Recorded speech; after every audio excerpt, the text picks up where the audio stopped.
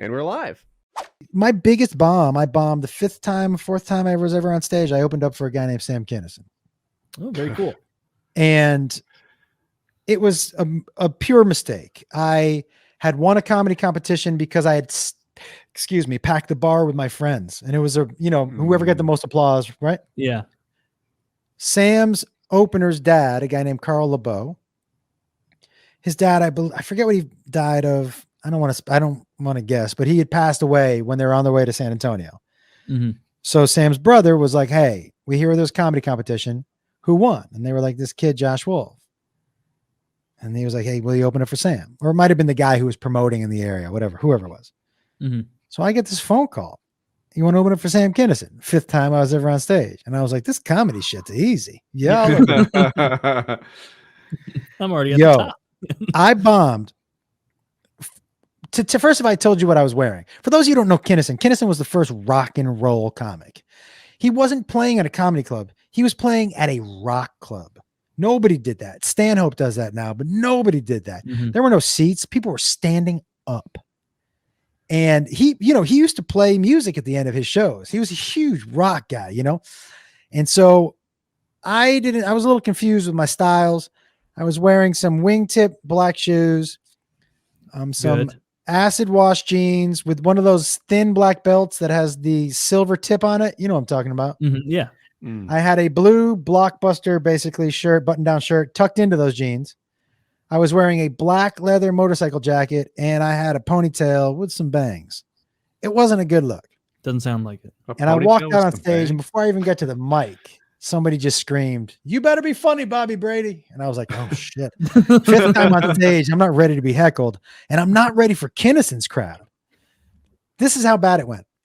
So first of all, by the way, when the guy said to me, "Hey," I go, "Yeah." And he goes, "Because I did your fifth time on stage, I had maybe 3 minutes of material." Mm-hmm. The guy goes, "Hey, keep it to a tight 20. I was like, "What?" A tight 20. I thought I was doing my 3 minutes that I did at the bar. He was like, "Keep it to a type 20. They were so tired of me being. What are you gonna do? Let me tell you something. You're just so afraid when they said that. Yo, they were so tired of me being there, guys. They stopped heckling me 3 minutes into the act and just started talking to each other. Oh, that's the worst. You weren't even not only heckling. that, I only had 3 minutes of material. So I You just hit him with the repeated my best set stuff like 4 already. times. The only laugh you probably could have gotten that night is after 3 minutes of good stuff, and they've already started talking amongst them.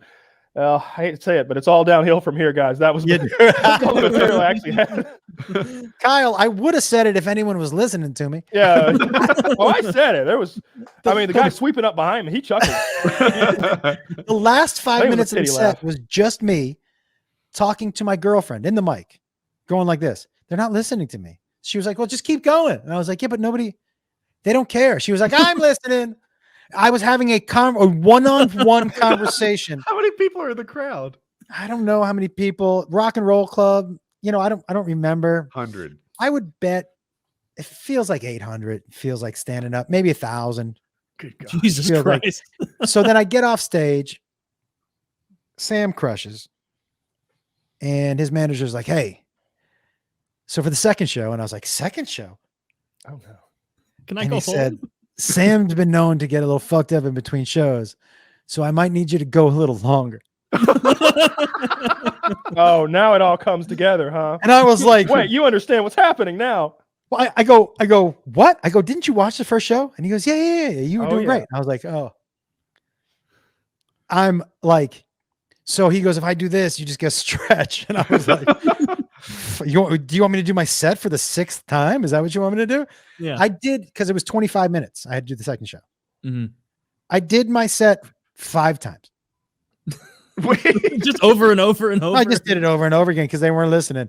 And now more the same people were joke, walking but in, because it was slowly filling up. That's So I was only like, "Well, you 15 didn't hear minutes, them. though. Let me tell you my jokes. You didn't hear them." And I just repeated my jokes again. Oh, hang on. He God. just walked in. All right, we're going to start over. Everybody cool with starting over, right? Well, that's basically, but Taylor, and you guys, to your point, when I was driving away, my girlfriend at the time said to me, "Well, you got that out of your system. You'll never have to do that again." Meaning, if you quit now, nobody will blame you. And I told her straight up, oh, I'm not going out like that. Like, I may not do stand up for a living, but those motherfuckers aren't getting the last laugh on me. Well, they didn't I laugh guarantee it. at all. No, yeah. That's not how it went down. You're not even getting the first laugh on me. Yeah. There would be no laugh. But I was just like, that's not how I'm ending this story. This is not the end of this fucking story. And so failure was not the thing that was going to make me quit this. Yeah. That was That's not really brave. That's really brave. Mhm. Now you are aware that they wanted you up there because you were awesome to like follow, right? Oh, no. Sam wasn't that dude, because Carl LeBeau was one of the funniest humans.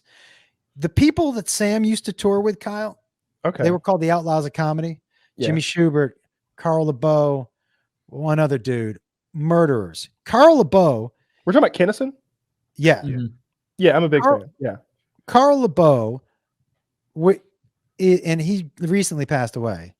But I'll tell you right now, Carl LeBeau, to me, is the single most underrated comic in the history of comedy. This dude was dark and real and raw and fucking, but he wasn't that great to look at. You know what I mean? Yeah. He just wasn't that dynamic. But what a fucking great comic. He was one of these dudes that when he went on stage at the Comedy Store, the comics were coming in to watch. Mhm. Funny. And Jimmy Schubert, I don't know if you guys know who Jimmy is. No. Oh, dude. He's still doing it. Jimmy's ridiculously funny. So Kinison was not a dude who was scared to have funny people go up in front of him. He probably was used to people getting laughs. Not me. I got a question. Not Yeah. me. So you're playing a small club, someplace in Raleigh that no one knows about. 75 people. By the way, I'll be in Raleigh in the third week of October. Really? I'll 22nd, 23rd, and 24th, I think. Where can we get your full tour dates? ComedianJoshWolf.com. ComedianJoshWolf.com. Check that out, guys. I'm going to look right now to see if we're going to be. I'm near in each other Raleigh, next week. so I'm. Oh, you are? Yeah. Yeah. I'm there 22nd, 23rd, 24th. What? October. Maybe we'll do a fan meetup. Anyway, I'm not. so you're in a club, 75 people, whatever. Would you rather have the audience love you or the other comics think you are awesome? Like if you had to pick, whose respect do you want? Are you asking present day Josh or young Josh? Ooh, now I want both. Young Josh wants the comics. Huh. Old Josh doesn't give a fuck what the comics think. They're not buying tickets to my show. Do you know what I mean? I might see you in Yeah, October, Makes man. sense. Where? We'll see. Okay. Let me know. And I'll get you guys. I mean, tickets. I'll be free and I'll be back. I could head down to Naples, Florida, and hit a show up there. Oh, that Um, is, by the way, that Naples, Florida shows. So it has a lot of old people eating dinner, and I try to make them as uncomfortable as I can. Oh, I'll be part of that. I'll be fucking weird in the crowd. I'll laugh Yeah, at the. I love that. I'll be like the fucking Joker from the last movie, like Joaquin Phoenix laughing at the parts I'm not supposed to laugh at, just to make it Hilarious. fucking awkward. What's your name? Kyle. Well, Kyle Woody, Myers. Yeah. Kyle Myers. Come on up here, Kyle. Kyle, I'll see if I can't find that DMT vape pen by then. Oh, no, thanks. Actually, thanks. Kyle, Fucking did you say straight edge October? over here, brother. Did you say You're Yeah, talking we're about excited, Kinison, man. and You know, I got to we- watch Back to School when I get to Colorado. Like I got this list of movies. I've been sober for just over 2 years, something like that. And I used to smoke weed every day, because the federal probation and everything. I get drug tested, and It so does. what it has standard drug testing. federal probation does. I get like piss tested on a not regular schedule. Like he can just pop in and be like piss in a cup, that sort of thing. Yeah. So also no alcohol, no. I can't leave like my quadrant of my state without like permission from him, like asking first. So I can't even visit my family without permission. It's a bunch of shit like that. But anyway, I think I want to watch Back to School. I want to see that movie because that scene with Kinison is so fucking good. I love that with Rodney Dangerfield.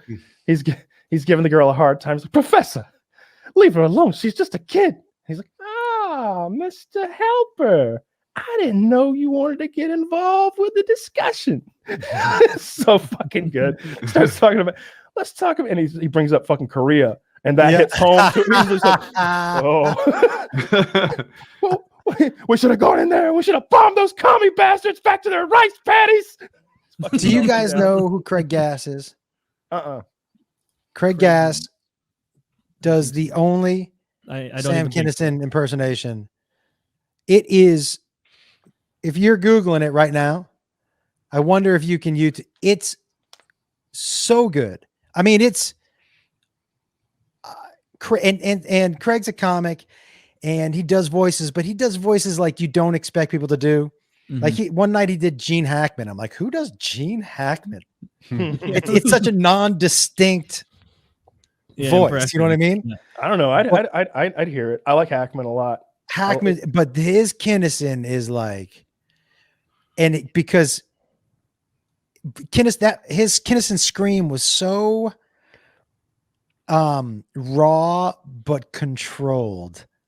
Like it was so perfect. It was so.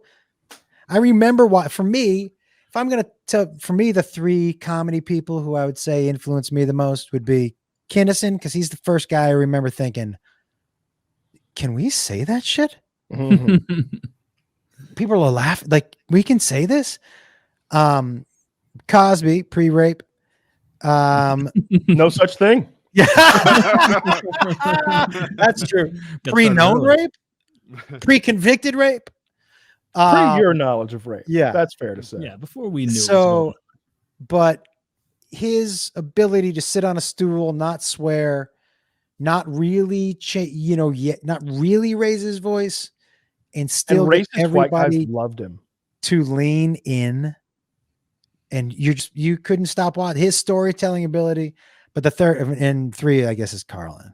I was about to say Carlin. Yeah, I was hoping that was your third one. Yeah, Carlin's probably my favorite. And then my other stuff is modern, so I won't even mention it. It's the two or three that everybody goes to. Who are your guys, like Chappelle and those guys? I like Chappelle a lot, but not for stand-up as much as, just everything he's done. Like the Chappelle show was so monumental. But I like Louis C.K. a lot. Like some of his earlier stuff, I feel like here's the problem with all comics, in my opinion. No, not you, of course. But every comedian goes through that chicken finger eating stage, right? Where they're spending everything they have to come up with the set, the one that will actually make people laugh every time, where they're rolling on the fucking floor, where they can make $1 million, where they can get a TV deal even. Now they've made it. Now, once you make it, their second act is hard because you don't have another lifetime. You got to come up with that second act in the next 2 years. Yeah. If it's 3 years, we've forgotten all about the first 30 years of life. The second set is based on the life between the first and second set. Yeah, it's very difficult. And I think that a very unique group of guys are able to keep going. And it's often, in my opinion, not only talent-based, but about the subject matter that they write about. Like if you like, and Dave Chappelle's really good about this. I think all of his shit's really funny because, I mean, he's talking about the juicy sommelier stuff, like because he stays topical with like current events and makes fun of that shit.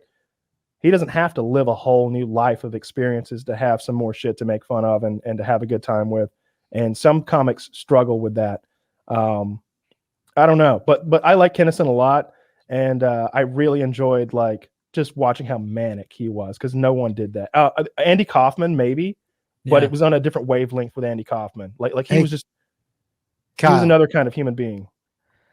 Let me offer one addendum to what you said.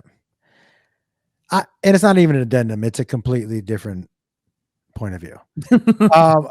I would say this. I would say that may be true for the second album because sometimes people feel a need to rush the second album, right? But if you stay in the game long enough, if you put in your 10,000 hours,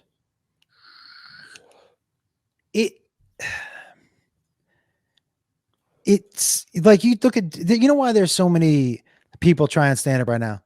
Because there's so many people in the game right now who have put in their 10,000 hours and who are making it look easier than it is. Okay. And so I would tell you that maybe that second album, because people rush it, but in my experience, like people get exponentially better between those 14th and 20th years. Like when those first 14 years or whatever, if you're in the game those last 6 years, all the wheels are on the tracks.